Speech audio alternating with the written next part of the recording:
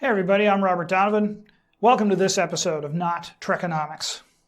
Would it surprise anyone to learn that Meyer Lansky would probably have had Quark worked over or killed for the way he runs his casino on Deep Space Nine?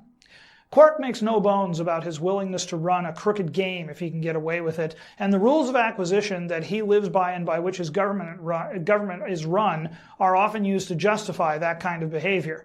It might interest Quark to know that Meyer Lansky, for those who don't know the brains behind the formation of what we think of today as modern organized crime, even he forbade cheating in all of his casinos, and he did it for the very reasons that Ferengi live for: more profit and less risk of police involvement when the games were honest. Even a cursory reading of the rules of acquisition tells you that the Ferengi cannot be trusted to keep their word, and unfortunately, Gene Roddenberry and many of the Star Trek writers didn't trouble themselves to learn any real economics that might get in the way of their rather socialist leanings. Hence, the reason I call this show Not Trekonomics. Here at Not Trekonomics, though, we only need 3 rules of acquisition, not 285.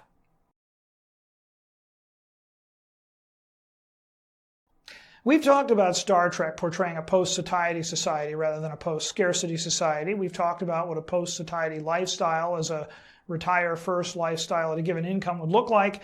We've talked about what you need to do individually to do savings, creating capital, and using it to create income. And we've hit eliminating debt pretty hard in recent episodes as the logical first step for most people.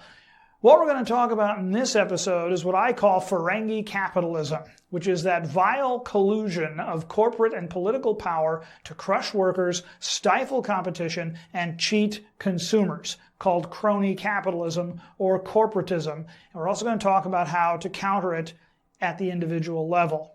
Nearly every obstacle to attaining post-satiety, for those who are not already rich at least, is the result of socialist-style government intervention in the marketplace at the behest of crony capitalists and corporatists. And that crony capitalism and corporatism is not even close to free market capitalism.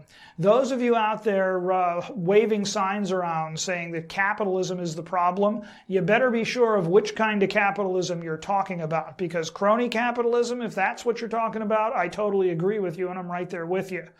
If it's free market capitalism, you don't know what you're talking about.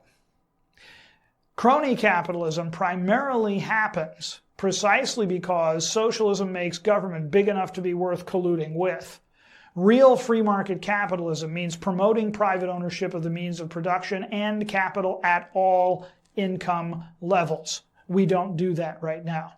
Minimal taxes and regulation, evenly applied, would be another characteristic of real free market capitalism, which we certainly don't do, at least not in the US and nowhere else in the world that I know of. It requires competition free of subsidies, bailouts, and protectionism, which we don't do.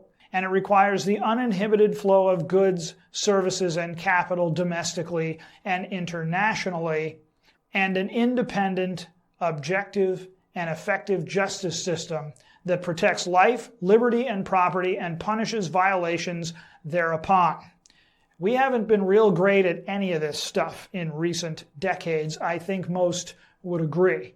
One word on the uninhibited flow of goods and services and uninhibited by protectionism. Free trade is kind of like pacifism. It only works when everybody's doing it. Excuse me.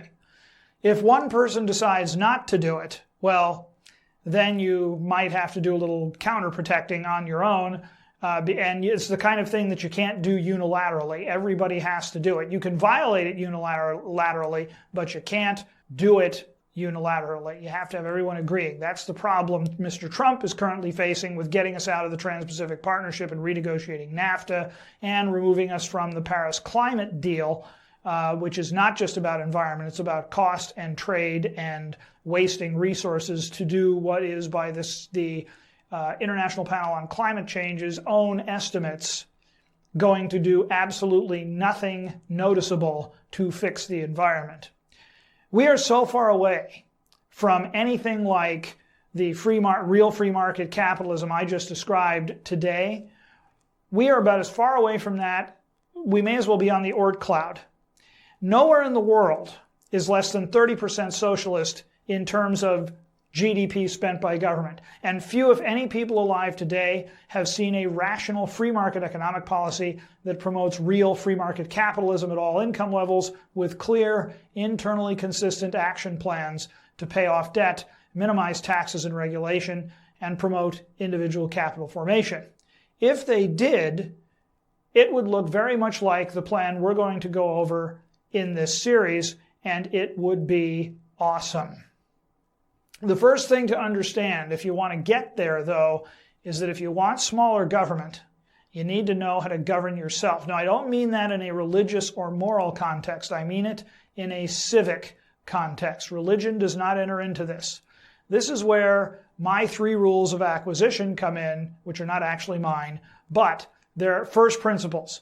Any set of laws that cannot be adopted as a code of individual behavior will not work. The farther away you get from that kind of a code of laws that can be adopted by individuals individually, the more you're going to start seeing one group electing people to punish another group or individual on their behalf. Every time you do that, every time you have government doing something for you, you lose that most fundamental of rights. So every time the government expands, the right you lose is the right to choose. Fortunately, there is a set of personal laws that can work well as a personal code of behavior, and it's called natural law. U.S. schools don't teach it anymore, and nowhere on earth does any country follow it. Natural law states that any society capable of governing itself requires just 2 laws. First law, do all you agree to do, which is the basis of all contract law and a little bit of tort law. Second law, encroach on no one else's person or property, which is the basis for all criminal law and any tort law not covered by Law 1. I refer to these as the 2 laws. Any form of harm that one person can do to another is a violation of one or both of them, and we want them front and center. So they will become the first 2 tenets, the first 2 of our 3 rules of acquisition for post-satiety. We do need one more, though. Suppose you choose to survive by getting others to agree to give you basic survival needs via charity, with all participants freely agreeing to the exchange with no force or fraud. Now, granted, there aren't too many places where you'd be able to do that very often for very long with very many people, but you could move around. And you are not, though, strictly speaking, violating either of the 2 laws, provided no initiation of force on your part on your or anyone else's part is involved to get people to do it. But you do get the direct benefit of the product of others' time, labor, and intellect, and produce nothing in return. This creates a provider class, if you will, whose goodwill and largesse you would then depend on to survive.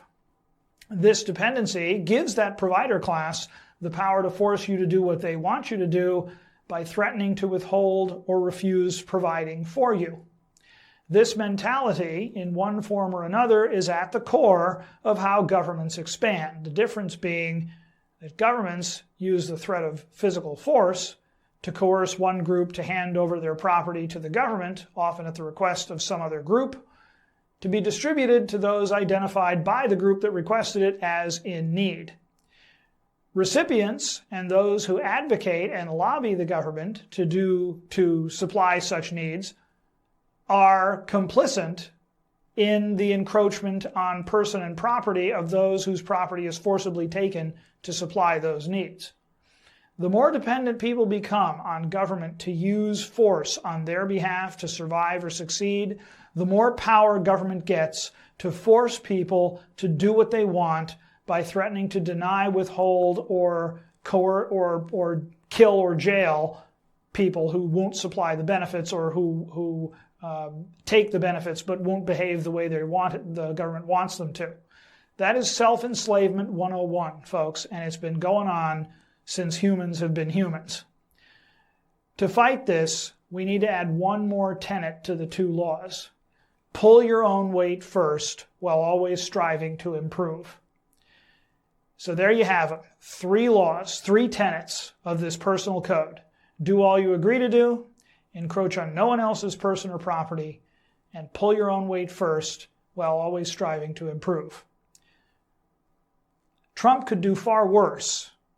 Rather than his get rid of 2 regulations for every 1 new one you create, Trump could do far worse than to adopt these 3 tenets as his template for deregulation instead, as could many of the states. You start, well, pretty much all the states in the United States. You start with the 3 tenets, and you go through, let's say, the federal government's Code of Federal Regulations. You go through the entire Code of Federal Regulations asking 2 questions.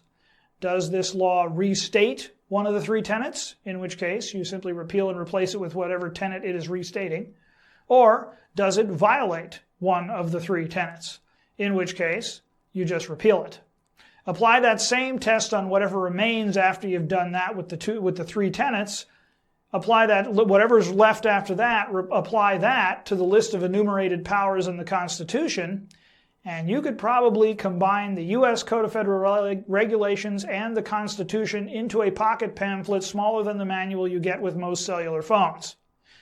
I put this topic first because any plan to reduce the size of government depends on the populace adopting the 3 tenets as their personal code to live by. It is absolutely inadequate for anybody else.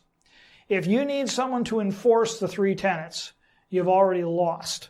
Ask yourself honestly, in all your transactions with people, did I or they do everything they agreed to do? Have I or they encroached on anyone else's person or property? Did I or they pull our own weight first to the best of our ability? Think about the people you know whom you really respect, and I will bet you they are pretty good about doing one or all 3 of those. By constantly pushing ourselves to follow these 3 tenets better, we are constantly going. We will create a population that is ready for smaller government. Now, nobody can make you follow these laws. That's kind of the point. If self-governance isn't a thing of volitional choice, then it isn't self-governance. Its essence of self-governance is the freedom to choose. But the good news is you're free at any time to choose to adopt the 2 laws and the 3 tenets, and that means you don't need anyone's permission to get started. For the next episode, I thought it would be fun to apply the principles of empiricism, savings, debt reduction, and capital formation to the federal budget process and see if we can't come up with a plan to get the U.S. federal government into surplus and keep it there. After that, once you can accumulate a bit of savings, your next step on the road to post-satiety is to use it as capital to create extra income. We'll kick off the topic of capital formation with an introduction to basic autotelic learning techniques, and then we'll take a break from not Trekonomics and return to Blender to do a warp jump sequence that I promised my Blender viewers. Do comment, like, and subscribe. I do appreciate all of my viewers. I don't have a big YouTube channel, but that makes every one of you more precious to me, believe you me. So drop me a line if you want to talk about any of this stuff. And thanks for watching. May the balance of your day be awesome.